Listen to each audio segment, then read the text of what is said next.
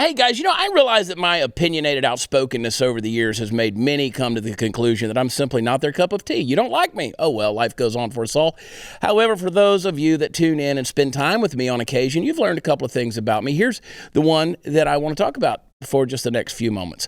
I may be a lot of things, but one thing I'm not an expert, okay? I read these articles, I read this stuff, but I'm not an expert. People love to tell me that I don't know what I'm talking about, or perhaps I'm a moron.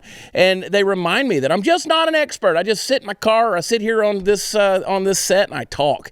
What would I know about politics, legislation, elections, procedures, holding elected office, budgets, bureaucracy, SARS, COVID, any of this stuff that's going on in the world? Well, to be honest with you, you're right. I'm no expert. But then again, I'm reminded that it was experts that built the Titanic. Experts put hydrogen in the Hindenburg. Experts said the sun revolved around the earth. Einstein said nuclear energy would never be obtainable. Lord Kelvin said that X-rays would eventually prove to be a hoax. The New York Times said a rocket would never leave Earth's atmosphere. Experts can't make their minds up whether or not masks work. Experts shut down our economy last year and destroyed small business. Experts design and run a power grid that couldn't handle the demand of sudden extreme weather in Texas. Under the expert oversight of our current legislators, both in the federal as well as the state of Texas, and wherever you may be sitting and listening today.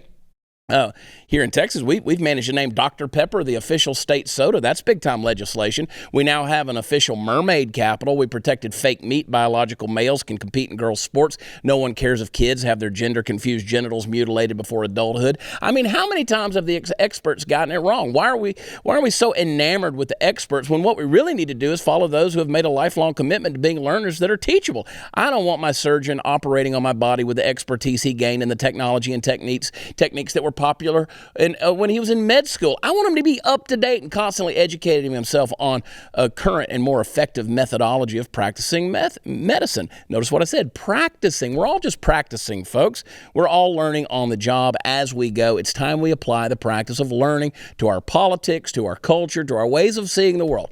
Learning requires listening, and none of our elected representatives seem to be doing much of that these days. Are you frustrated that your phone calls and your petitions go unnoticed? Are you frustrated with the things that aren't getting done in the world? We constantly say that politicians are corrupt, inept, they're uncaring, yet we refuse to fully believe it when we see it. Well, open your eyes and behold the experts, folks. Politicians are only experts in two areas: pushing their personal agendas and getting reelected. That's it.